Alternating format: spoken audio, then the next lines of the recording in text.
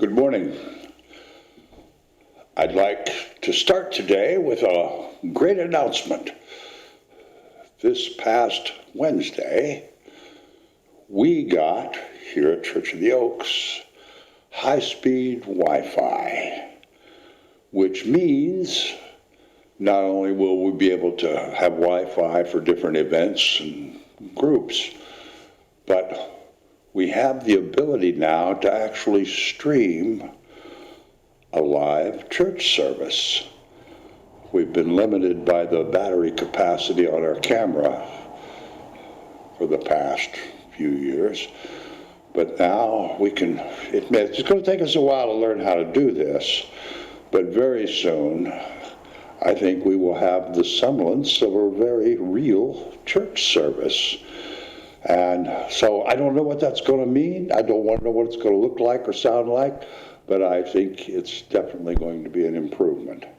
So we'll let you know as we go along. We've got a learning curve to go through, but I think that's going to be come to pass very quickly. So I'm very pleased about that, and I hope we all are. This Wednesday, Lincoln and Barbara send out an email every week to the people who participate in the Wednesday evening discussion group that is temporarily on hiatus since the Ides of March. And this week, what they sent out just kicked me upside the head and got my attention, 100%. And I thank them for that, and I'd like to read it to you. They sent out a quote from Ernest Holmes. "Peace and poise and power are within me, for they are the witnesses of the inner spirit of all truth, which is love and wisdom.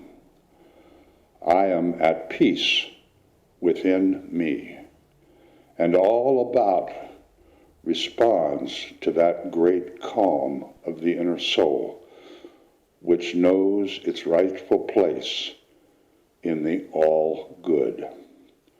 Power is born from within me and passes into my experience without effort or labor. I rest in security and peace, for the inner light shines forth and illumines my way." And they finish it, they took my line, but they finish it with ideas to ponder. Peace and poise and power.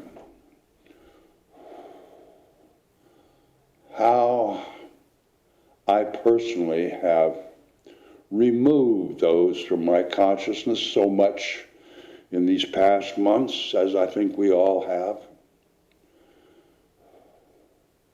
That connectedness to the divine that is alive and real inside of me, inside of you. I pondered that a lot this week. And I've come to the conclusion or the thought that when I am aware of that peace and that poise and that power and that connectedness, I'm happy. I experience joy, peace and poise and power brings about joy within me. You know, the shamans from all over the world and all the indigenous or aboriginal cultures have almost identical thinking and philosophy in that we are all connected with everything else nature, with all the creatures, with the air, with the stars, with the oceans and the rivers, and the earth.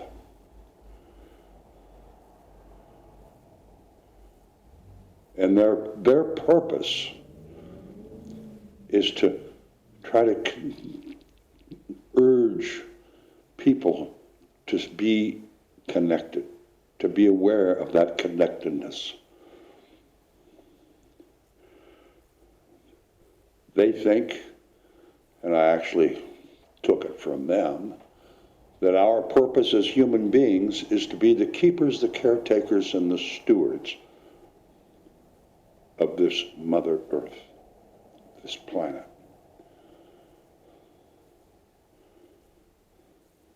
You know, we look at this COVID virus,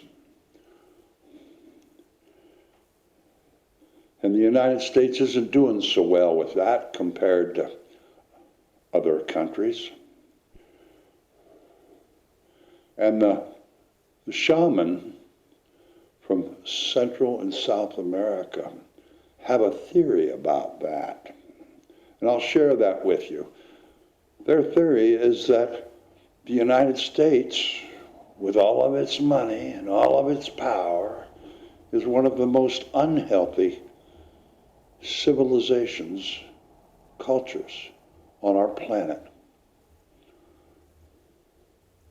And that's why this virus is so forceful in our society. I heard an interesting fact. I didn't fact check it, but I just assume it's pretty accurate. That today, based on a number of 350 million Americans, people in the United States, based on that number, 350 million, the average sugar intake is 150 pounds per person per year. Think about that. 150 pounds of sugar per year, per person, average. 150 years ago, time of the Civil War, the average sugar intake per person was 5 pounds per year.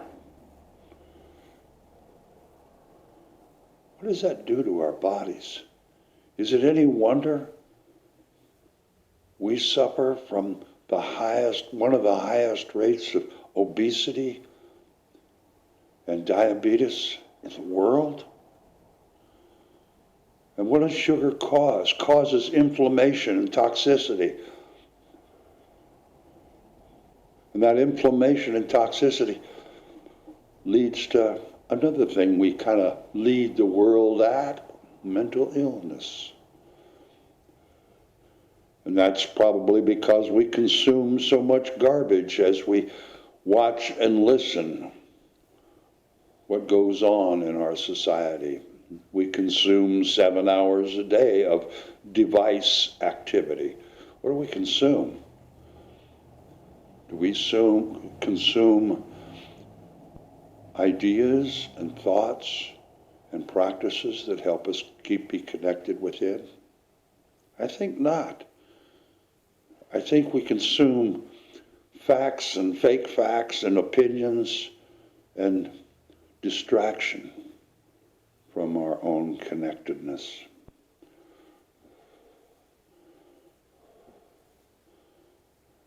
My friends, I think if we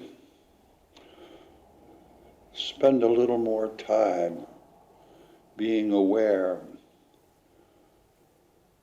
of our peace and our poise and our power, spend a little more time being aware of our connectedness and our health. And if we truly are the caretakers and the stewards of this planet, that includes our own bodies as well. What do we consume? We consume a lot of chemicals, a lot of junk, a lot of sugar, a lot of internet, a lot of television. And what is that television? A third of it is advertisement. Oh, buy this and you'll be happy. Another third of it is probably total distraction, the game, fun shows, reality TV. And the other third is the news, which is constructed to keep us angry, upset, and afraid.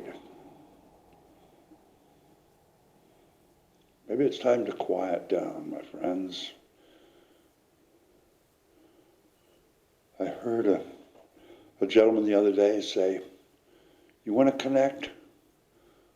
Go out by the house, take a little shovel, and just dig you up a handful of earth, and hold it maybe just out of a flower pot, and hold that earth and become aware of what that dirt does. That dirt contains millions of microorganisms that take all the garbage that gets slammed onto the earth, all the pollutants, all the carbon, all the water and moisture, and it processes it, and it turns it into healthy disbursement. It takes all of the elements out of all that junk, and it feeds plant life. It creates the nutrients that grow the plants that we consume. It filters out all of the impurities from the moisture and creates clean water.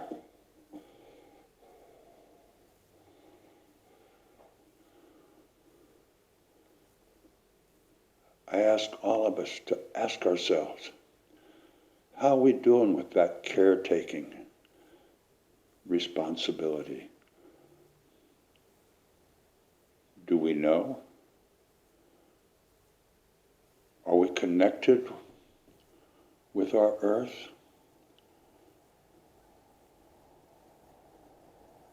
Are we acting in ways that are healthy, not only for ourselves, but for our earth? How about our relationships with other people? Are they rewarding?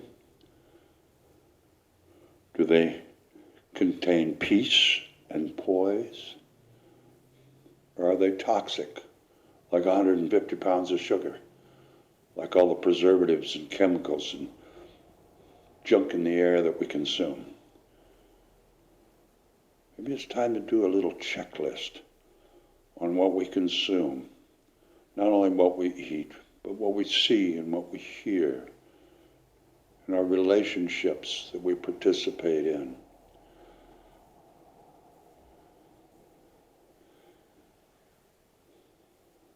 Start filtering a little bit of what we consume. And maybe we can, little by little, change what we consume into something that's healthier, not only for ourselves, but what we then input into our planet, into our earth.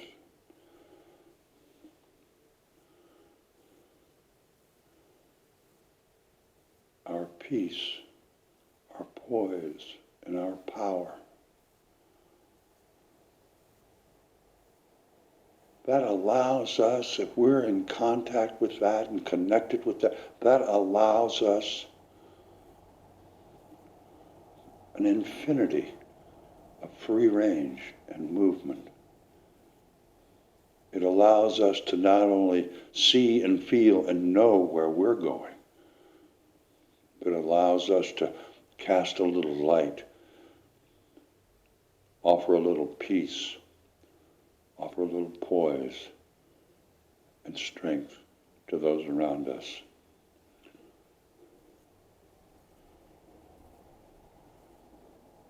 We have so many challenges, But there's nothing that will ever occur in any life experience that the divine within can't lead us through. And so it is.